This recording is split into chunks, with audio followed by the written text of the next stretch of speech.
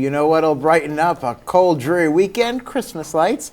And happening tomorrow, a Christmas tradition in the city of Windcrest. This year's light-up season starts with a big kickoff at City Hall. Joining me to talk about this is the mayor of Windcrest, Dan Reese, and Susie Hamilton. She is on the Windcrest City Council and a judge chairperson for 2024 light-up. Thank you so much for being here. Thanks for having us. So we heard the weather. We need something to light us up here. Yes. So talk about this. For those who might not know, what is Windcrest Light Up?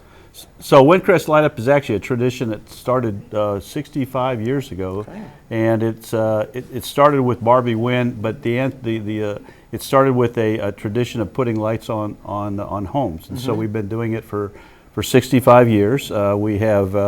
It has moved into a light up competition, and Susie was in charge of making sure we had the right judges, and so it's just a great tradition in Windcrest where we encourage our citizens to light up their homes. And they get all sorts of crafty now. They do, and there are people who start. I can tell you, my neighbors started doing this sometime before Halloween. Wow, really? Yes. Oh, wow, that's impressive. So you've got all the lights on the houses as we see here. Lots of special events coming up for this as well. Talk about that a little bit. We do. You know, this is really a grassroots kind of event.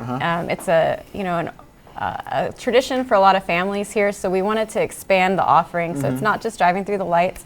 So we have our kickoff tomorrow. On Sunday, we have a bake-off competition from 4 to 6 at the Civic Center. And then on Tuesday, Dan has his mayor's bike night through town, and that is at 5. We gather at 5, we roll at 6 o'clock. At 6 o'clock. And then we have a ho-ho-ho holiday market on the 13th from 4 to 8 p.m. And that's going to be on Walsham Road. It's outdoors. We're going to have music, free hot chocolate for the kids, all kinds of art vendors, food trucks, all of that. You can stop and get some handmade Christmas gifts, meet some of the nonprofits there, and then afterwards it'll be dark and you can take a drive through the lights. Very cool. So you were talking about they start early. These are some pretty competitive things. They are. They are. In fact, I think, and Susie was in charge of this, I think we had more people asked to be part of that competition, and I think there were 60. What was the number? We had 80 entries, and about 65 of them, I believe, were competition. Wow! Right. What are some of the categories?